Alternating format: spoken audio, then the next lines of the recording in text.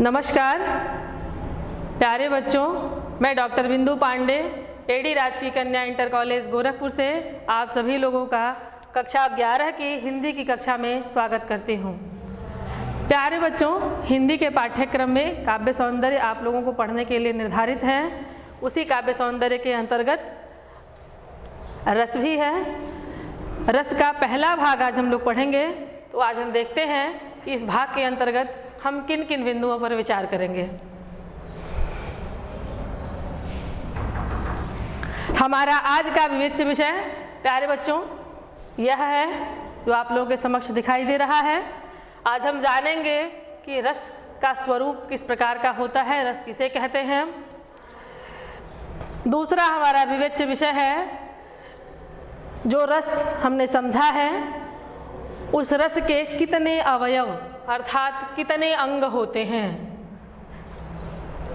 उन अंगों का रस की निष्पत्ति में क्या योगदान है, इस पर हम समझेंगे इन अवयवों का क्या योगदान है। तीसरा हमारा विवेच्य विषय है रस के प्रकार, रस कितने प्रकार के होते हैं। और चौथा है इस भाग में हम जितने प्रकार बताए जाएंगे उन प्रकार में से 2 प्रकार हम पढ़ेंगे, श्रृंगार रस और हास्य रस। तो प्यारे बच्चों, हम आगे बढ़ते हैं और देखते हैं कि रस क्या है, रस का स्वरूप क्या है, रस कहते किसको हैं।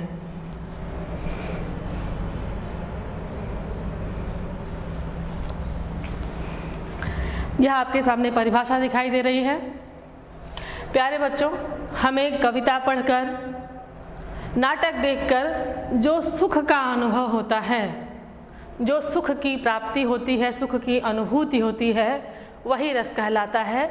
जो आप यहाँ देख रहे हैं कि काव्य को पढ़ने, सुनने और देखने से जो आनंद प्राप्त होता है वही रस कहलाता है। रस को काव्य की आत्मा कहा गया है।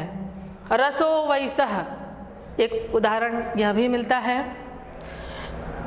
रस क्या है, इस पर बहुत गंभीर विवेचन हुए हैं, लेकिन हम यहाँ सामान्य अर्थ को ही समझेंगे, सामान्य स्वरूप की ही विवेचना करेंगे।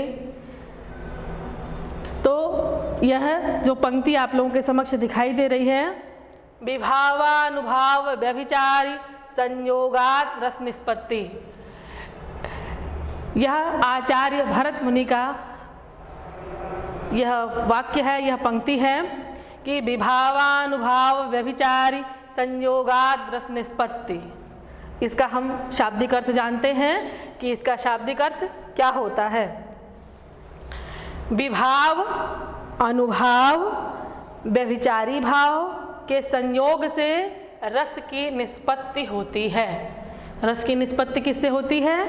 इस पंक्ति के अनुसार जो आचार्य भरत मुनि ने हम लोगों को बताया है, हम लोगों के लिए उद्घाटित किया है, उसको लिपिबद्ध किया है, उसका अर्थ है कि विभाव अनुभाव और व्यभिचारी भाव के संयोग से रस की निष्पत्ति होती है। अब यहाँ 2 विचारणीय पद आए कि संयोग किससे होता है, इन पदों का संयोग किससे होता है और विभाव अनुभाव व्यभिचारी भाव कहते किसको हैं, यह जान लेना आगे बढ़ने से पहले आवश्यक है। तो हम यहाँ जानेंगे कि विभाव अनुभाव संचारी भाव किसको कहते हैं, और अभी हम सामान्य अर्थों में समझे हैं कि काव्य को पढ़ के, नाटक को देख करके जो विशेष सुख, विशेष आनंद की प्राप्ति होती है वही रस है, और उन्हीं रस के ये अवयव हैं, यह अंग हैं, यह उसकी उत्पत्ति में, निष्पत्ति में सहायता करते हैं। तो हम इन पदों को भी जानने का प्रयास करते हैं कि ये पद क्या कहते हैं, इनका क्या स्वरूप है।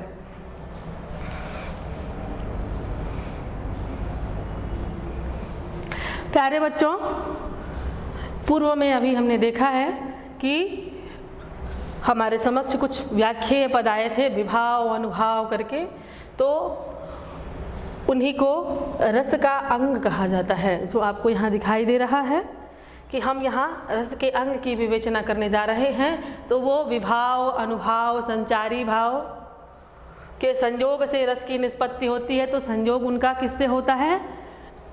यहाँ आपको प्रथम पद दिखाई दे रहा है, स्थायी भाव। यह रस के 4 प्रमुख अंगों में से सर्वप्रथम सबसे प्रमुख अंग है स्थायी भाव। स्थायी भाव, विभाव, अनुभाव और संचारी भाव, यह रस के 4 अंग कहलाते हैं।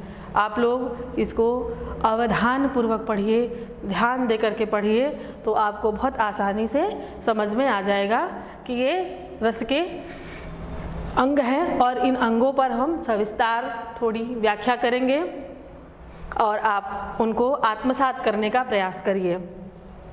स्थायी भाव, स्थायी भाव है क्या? स्थायी भाव सामाजिक कहते हैं जो नाटक देखता है दृष्टा, कविता पढ़ता है पाठक, उसको सामाजिक कहा जाता है काव्यशास्त्र, नाट्यशास्त्र की भाषा में। तो सामाजिक के हृदय में, दृष्टा के हृदय में, पाठक के हृदय में यह प्रकृति से स्वतः ही विद्यमान रहते हैं। उनके हृदय में उनको स्थायी भाव कहा जाता है। जैसे मनुष्य के अंदर प्रेम करने की जो भावना है, प्रेम का जो भाव है, वो विद्यमान होता है, घृणा भी विद्यमान होती है। अमर्ष अर्थात क्रोध की भावना भी मनुष्य के हृदय में विद्यमान रहती है। ये कुल संख्या में 9 हैं। जितने प्रकार के स्थायी भाव होते हैं, उतने ही प्रकार का रस भी होता है। रस ही विभाव, अनुभाव और संचारी भाव के संयोग से स्थायी भाव जो हैं, ये विभाव, अनुभाव और संचारी भाव के संयोग से रस दशा को प्राप्त होते हैं, रसत्व को प्राप्त करते हैं। ये कौन कौन से हैं? 9 स्थायी भाव जो सामाजिक के हृदय में विद्यमान रहते हैं। हम उन पर दृष्टि डालेंगे कि ये कौन कौन से हैं। कहा भी गया है 9 रस रुचिरा कविता मधुरा, अर्थात कविता में, नाटक में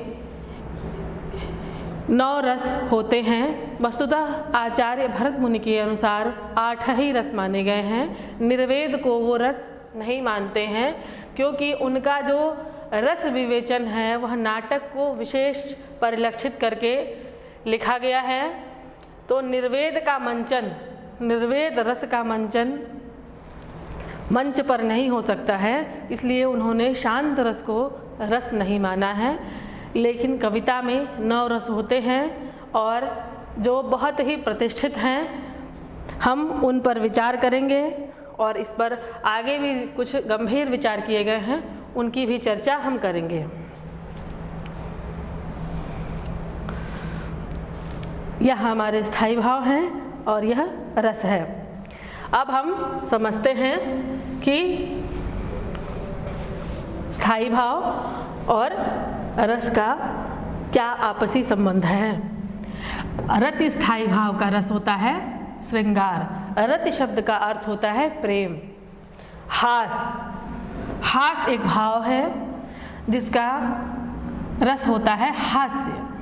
शोक, करुण उसका स्थायी भाव शोक कहलाता है।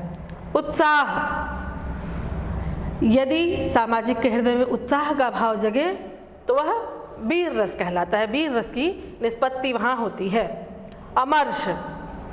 अमर्ष शब्द का अर्थ होता है क्रोध, और रौद्र रस का स्थायी भाव जो है वह क्या होता है? क्रोध होता है। भय जो है भयानक रस का स्थायी भाव है। जुगुप्सा शब्द का अर्थ घृणा होता है। घृणा जो है बीभत्स रस का स्थायी भाव है। विस्मय शब्द का अर्थ होता है आश्चर्य। आश्चर्य जो है वह अद्भुत रस का स्थायी भाव है। निर्वेद, निर्वेद शब्द का अर्थ होता है संसार की निस्सारता से उदासीन हो जाना। हम यह मान लेते हैं कि संसार जो है वह मिथ्या है। जीव जो है इस संसार में अपना नियत कर्म लेकर के आया है। उस कर्म को निर्धारित कर्म को सही तरीके से संपादित कर देना है और फिर उस ब्रह्म में जाकर के मिल जाना है। वह जो स्थिति है, वह उदासीनता की जो स्थिति है, वह निर्वेद कहलाती है। और निर्वेद का जो रस है वह शांत रस है। इसमें भी एक अद्भुत सुख है। उस सुख की अनुभूति काव्य द्वारा होती है, इसीलिए इसको एक अलग रस के रूप में परिगणित किया गया है। वस्तुतः शांत रस को आचार्य भरत ने रस नहीं माना है, परंतु कालांतर में इसे रस के रूप में प्रतिष्ठित किया गया है और 9 रसों के रूप में यह परिगणित है। अब हम ये समझने का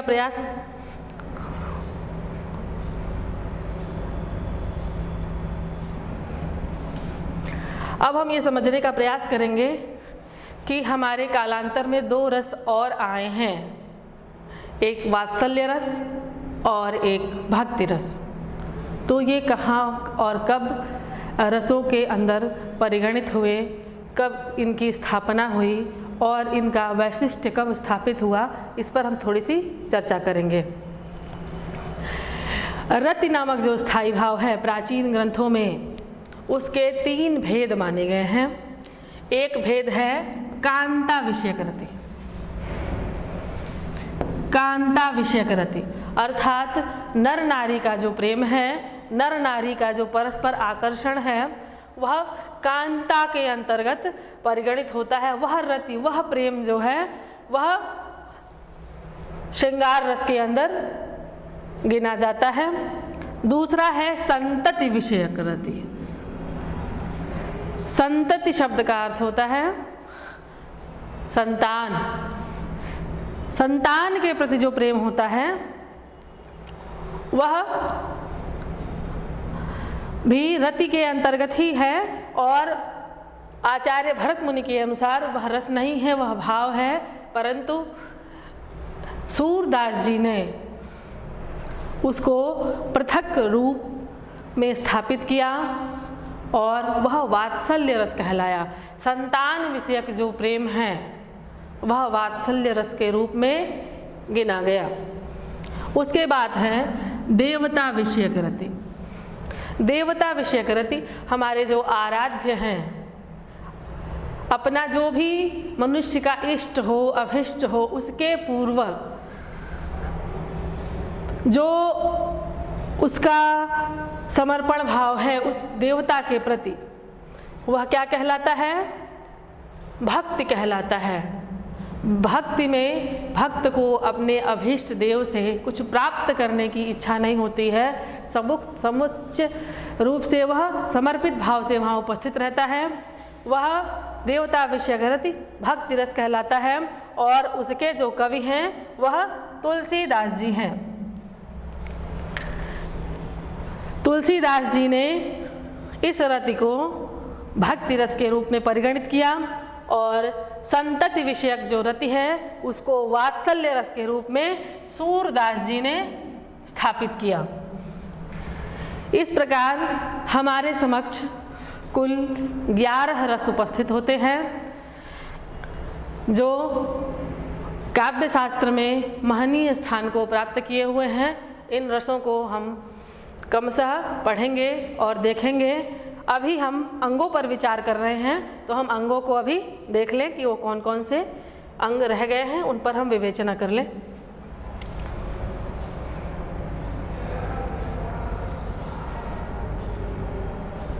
स्थायी भाव के बाद अब हम विभाव की चर्चा करेंगे।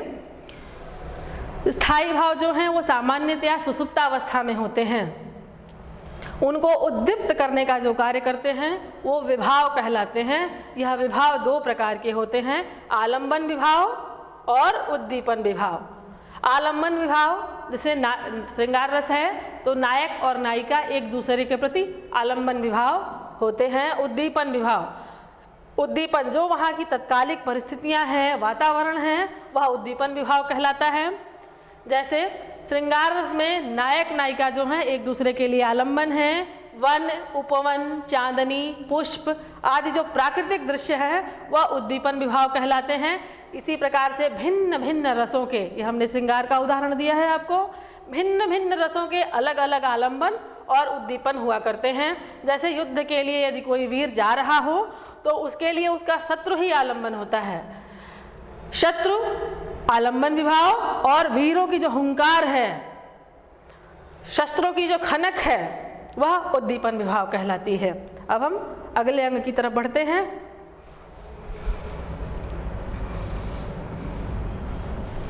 अनुभाव, अनुभाव किसे कहते हैं? आलम्बन और उद्दीपन के द्वारा आश्रय के हृदय में स्थायी भाव के जागृत तथा उद्दीप्त होने पर आश्रय की जो चेष्टाएं होती हैं उन्हें अनुभाव कहते हैं। अर्थात रंगमंच पर जो पात्र उपस्थित होता है उसके जो क्रियाकलाप होते हैं, उसका जो स्वरूप दिखाई देता है, उसकी जो गतिविधियां हैं, वही अनुभाव कहलाती हैं। यह अनुभाव 4 प्रकार का होता है। सात्विक, सात्विक, कायिक, वाचिक और आहार्य। इन शब्दों को हम समझ लेते हैं कि सात्विक क्या है, कायिक क्या है, वाचिक क्या है और आहार्य किसे कहते हैं। हम इनको समझते हैं।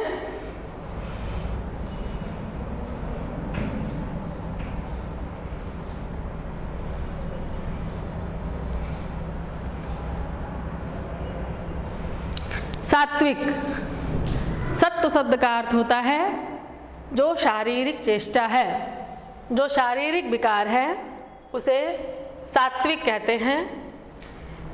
यह मनुष्य प्रयास करके नहीं करता है, यह स्वतः ही उत्पन्न हो जाते हैं। जैसे स्तंभ, स्तंभित हो जाना, स्वेद, पसीने आना, रोमांच हो जाना।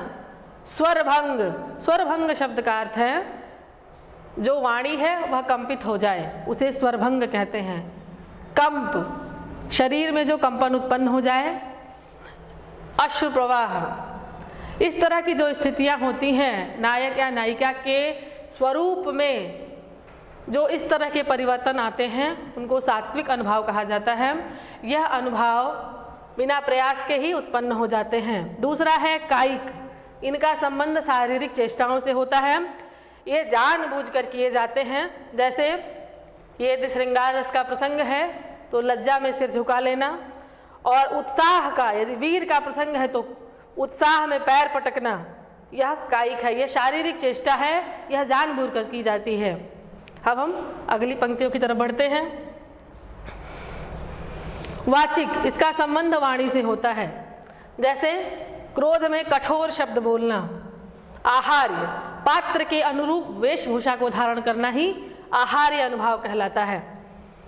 अब संचारी भाव, संचारी भाव को ही व्यभिचारी भाव भी कहा जाता है। जो भाव स्थायी भाव से उद्बुद्ध होने पर इन्हें पुष्ट करने में सहायता पहुंचाते हैं और अनुकूल कार्य जैसे ही सिद्ध हो जाता है तुरंत उसी में विलीन हो जाते हैं या कुछ क्षण के लिए आते हैं। इनकी संख्या 33 है। बहुत काल तक यह स्थित नहीं रहते हैं, संचरण करते रहते हैं, इसीलिए इनको संचारी भाव कहते हैं, और अस्थिर होने के कारण इनको व्यभिचारी भाव भी कहते हैं।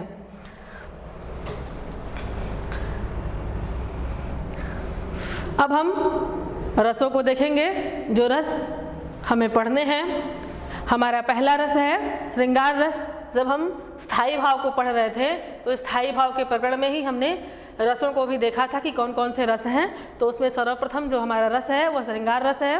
तो हम इनको अभी देखते हैं और समझते हैं क्या है। जब विभाव, अनुभाव और संचारी भाव रति नामक, ध्यान से देखिएगा बच्चों, रति नामक स्थायी भाव से मिलते हैं तो वहाँ श्रृंगार रस होता है। इसके 2 भेद होते हैं, यह ध्यान में रखना बहुत आवश्यक है। इसको आप अवश्य ध्यान में रखिएगा। इस श्रृंगार रस के 2 भेद होते हैं, संयोग श्रृंगार और विप्रलंभ श्रृंगार। संयोग श्रृंगार, जहाँ पर नायक नायिका के मिलन का वर्णन होता है वहाँ पर संयोग श्रृंगार होता है। हम आपको उसको एक उदाहरण से प्रस्तुत करते हैं, आप इसको देखिए ध्यान से। उदाहरण है, इसको हम थोड़ा गेय करके प्रस्तुत कर रहे हैं। राम को रूप निहारती जानकी, कंगन के नग की परछाई, या सबे सुधी भूली गई, करटे की रही पलटारती नाही। यह रामचरितमानस की पंक्तियां हैं। बहुत ही अच्छा और सुंदर प्रसंग है इसका। आप देखिए, हम इसका अर्थ बता देते हैं आप लोगों को। पहले राम को, अवधी भाषा का है ये शब्द।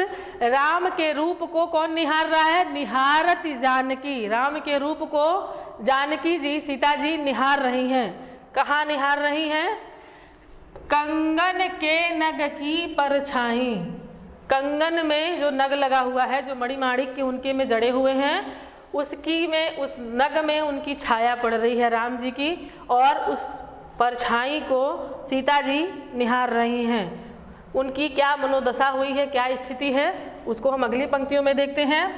याते सबे सुधी भूल गई, वह वहाँ बैठ के उस परछाई को अपने कंगन में निहार रही हैं और सब सुधी भूल गई हैं, सब कुछ भूल गई हैं। उनके अगल बगल कौन है, क्या परिस्थितियां हैं, कौन उन्हें देख रहा है, कुछ भी उनको स्मरण नहीं है। कर टेक रही, कर शब्द का अर्थ होता है ऐसे हाथ। उन्होंने हाथ को क्या किया है? टेक लगा लिया है। पलटारती नाही, जो पलके हैं उनको वो टारती नाही, झपका नहीं रही हैं। अर्थात एक टक वह रामचंद्र जी की छाया को अपने कंगन की नग में निहार रही हैं। यहाँ पर श्रृंगार रस है ये। इसमें जो जानकी जी हैं वह एकदम जड़वत हो गई हैं, उनको किसी भी प्रकार की सुध बुध नहीं है। यहाँ जानकी जी जो है वो आश्रय हैं और राम जो है वह आलम्बन है। और राम का नग में पड़ने वाला जो प्रतिबिंब है वह क्या है? उद्दीपन विभाव है। रूप को निहारना, हाथ टेकना, ये सब क्या है? ये शारीरिक चेष्टाएं हैं, इसको अनुभाव कहते हैं। यह है अनुभाव। वो क्यों देख रही हैं? उनको हर्ष का अनुभव हो रहा होगा, हर्ष की अनुभूति हो रही है, इसीलिए वह उनको देख रही हैं और जड़वत हो गई हैं। उनको निहारते हुए उनको अगल बगल का भी ध्यान नहीं है, जड़ होकर के वह रामचंद्र जी को निहार रही हैं। वो जड़ता जो है वह संचारी भाव है। इसलिए यहाँ पर श्रृंगार रस है। प्यारे बच्चों, आशा है आपको समझ में आ गया होगा। हम एक बार इसको फिर से बता दे रहे हैं कि सीता जी रामचंद्र जी के रूप को कंगन के नग की परछाया में, जो नग है उसमें उनकी छाया, रामचंद्र जी की छाया को देख रही हैं। अपनी सुध वो भूल गई हैं और पलकों को भी हिला डुला नहीं रही हैं। तो आपको यहाँ हमने विशेष करके बता दिया कि जानकी जी आश्रय हैं, राम जी आलम्बन हैं। जो प्रतिबिंब है वह उद्दीपन विभाव है और उनकी जो निष्क्रियता है, निहार रही हैं, और जो एकदम निष्क्रिय हो गई हैं, सुध-बुध खो के बैठी हैं, वह सब क्या है? अनुभाव है। जो जड़ता है वह संचारी भाव है। और इस प्रकार यहाँ श्रृंगार रस है, यह स्पष्ट हो गया। अब हम अगली पंक्ति की तरफ बढ़ते हैं।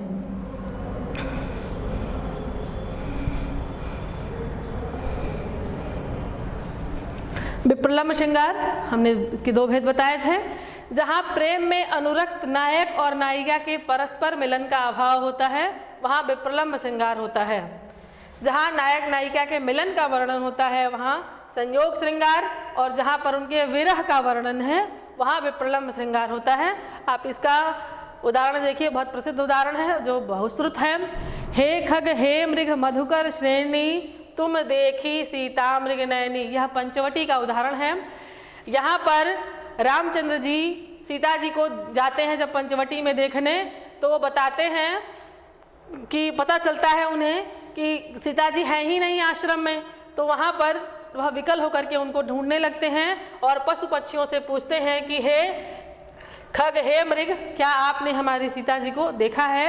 यहाँ पर श्री राम जी आश्रय हैं और सीता जी आलंबन है। सूनी कुटिया और वन का जो सूनापन है वह उद्दीपन विभाव है। सीता जी की स्मृति, आवेग, विषाद, दैन्य, मोह आदि सब संचारी भाव है। इस प्रकार विभाव, अनुभाव और संचारी भाव से मिलकर के जो रति नामक स्थायी भाव है वह विप्रलंभ रस की उत्पत्ति कर रहा है, विप्रलंभ रस की अनुभूति करा रहा है। अब हम अगली पंक्ति की तरफ बढ़ते हैं।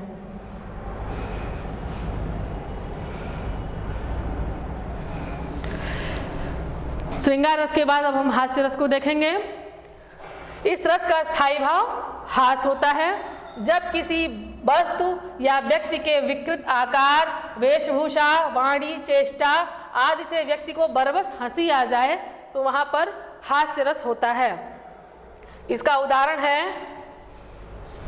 नाना वाहन नाना वेशा, बिहसे शिव समाज निज देखा, को मुखहीन विपुल मुख काहू, बिनु पद कर बहुपद बाहू। यह तुलसीदास जी द्वारा ही लिखा गया है। ये शिव बारात का चित्र है। नाना वाहन नाना वेशा, नाना प्रकार के वाहन, कोई घोड़े पे बैठा है, कोई गधे पे बैठा है, कोई कहीं बैठा है, नाना प्रकार के उनके वाहन हैं। नाना वेशा, नाना प्रकार का उन्होंने वेश आभूषण धारण कर रखा है। उनको देख करके उस शिव समाज को ही अवधि में है, इसलिए यहाँ पर दंत स का प्रयोग है। अगर यह सामान्य हिंदी में होता तो यहाँ तालव्य श लिखा रहता। तो बिहसे शिव समाज निज देखा, उनका जो शिव का समाज था उसको देख करके सब लोग हंस रहे थे। कैसा था समाज? थोड़ा सा अगली पंक्ति में इसका विवेचन है। को मुखहीन, किसी के पास मुख ही नहीं, केवल धड़ है, चल रहा है। विपुल मुख काहू, और किसी के पास कई मुंह है। बिनु पद कर बहुपद बाहू, किसी के पास हाथ ही पैर नहीं है, मात्र धड़ है, और किसी के पास बहुत सारे हाथ पैर हैं। इस प्रकार का शिव समाज देख करके सब लोग बरबस ही हंस रहे हैं। इस उदाहरण का स्थायी भाव जो है वो उसका स्थायी भाव हास है। आलंबन यहाँ पर शिव समाज है, आश्रय जो है वो शिव है, उद्दीपन जो है विचित्र वेशभूषा है, अनुभाव शिव जी की हंसी है, और संचारी भाव रोमांच, चपलता आदि है। इस प्रकार यहाँ पर हास्य रस है। प्यारे बच्चों, आशा है आपको ये समझ में आ गया होगा। अब हम इस पर आधारित जो अभ्यास प्रश्न है उसकी तरफ बढ़ते हैं।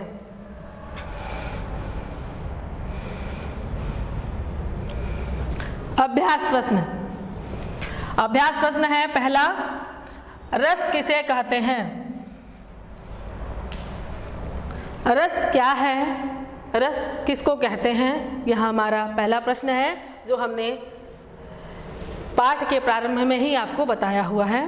दूसरा है, रस के कितने अंग होते हैं? बहुत आसान है, बहुत अच्छी विवेचना इस पर हुई है, ये आपको स्मरण होगा। आशा है इसे आप आराम से कर लेंगे। हमारा तीसरा प्रश्न है, श्रृंगार रस के स्थायी भाव का क्या नाम है? उसके नाम को लिखिए। श्रृंगार रस के स्थायी भाव का नाम लिखना है आपको, तो आप सहजता से इसे लिख लेंगे। और चौथा प्रश्न है, हास्य रस का उदाहरण लिखिए। हास्य रस का क्या उदाहरण है जो आपको बताया गया है, उससे इतर आप हास्य रस का उदाहरण देखने का प्रयास करेंगे तो काव्य में आपको अन्यत्र अवश्य मिल जाएगा। प्यारे बच्चों, आज के लिए इतना ही। शेष हम अगली भाग में पढ़ेंगे। इसके 2 भाग थे, ये दूसरा भाग हम अगली कक्षा में पढ़ेंगे। आज के लिए इतना ही। नमस्कार।